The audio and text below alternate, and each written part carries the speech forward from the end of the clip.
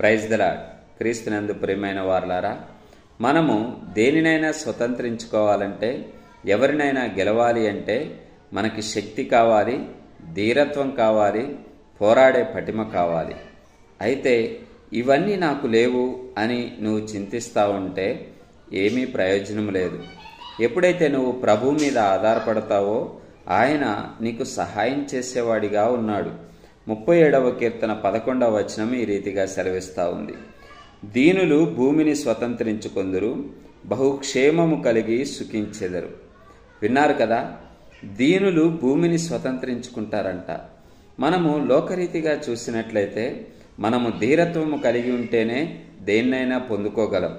కానీ ప్రభు యొద్దకు వచ్చిన తర్వాత నువ్వు ఆయన యొక్క జీవన శైలిని అవలంబించగలిగితే, ఆయన చూపిన సాత్వికాన్ని అవలంబించగలిగితే, ఆయనకు కలిగిన దీన మనస్సును నీవు కూడా కలిగి ఉండగలిగితే, దేవుడు వాగ్దానం చేస్తూ ఉన్నాడు కదా, దీనులు భూమిని స్వతంత్రించుకుంటారంట.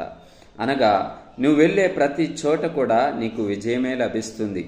నీవు చేసే ప్రతి ప్రయత్నంలో కూడా నీవు విజయాన్నే అందుకుంటావు. ఆ రీతిగా నువ్వు ముందుకు వెళుతున్న కొద్దీ భూమిని స్వతంత్రించుకునేంత శక్తి దీనులకు దయచేస్తానని దేవుడు వాగ్దానం చేస్తా ఉన్నాడు. అంత మాత్రమే కాదు కానీ బహుక్షేమము కలిగి సుఖించెదరు.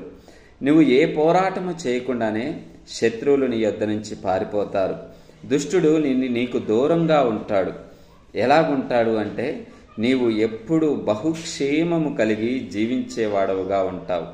దానికల్లా నువ్వు చేయాల్సిన పని ఏంటంటే, దీనత్వము కలిగి ప్రభు సన్నిధిని ఆనుకోవాలి. దీనత్వము కలిగి ఆయన పాదాల చెంత చేరాలి. దీనత్వము కలిగి ఆయన యొక్క ప్రేమను ఇతరులకు కనపరచాలి. ఆ రీతిగా నువ్వు దీనుడవై ప్రభు సన్నిధిలో కొనసాగుతూ ఉంటే ఆయన భూమిని స్వతంత్రించుకునే శక్తిని నీకు ఇస్తాడు.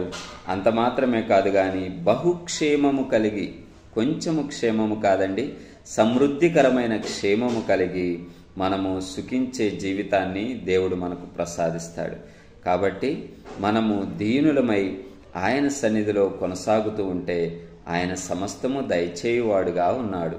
అటువంటి కృప దేవుడు మనకు దయచేయునుగాక. ఆమేన్.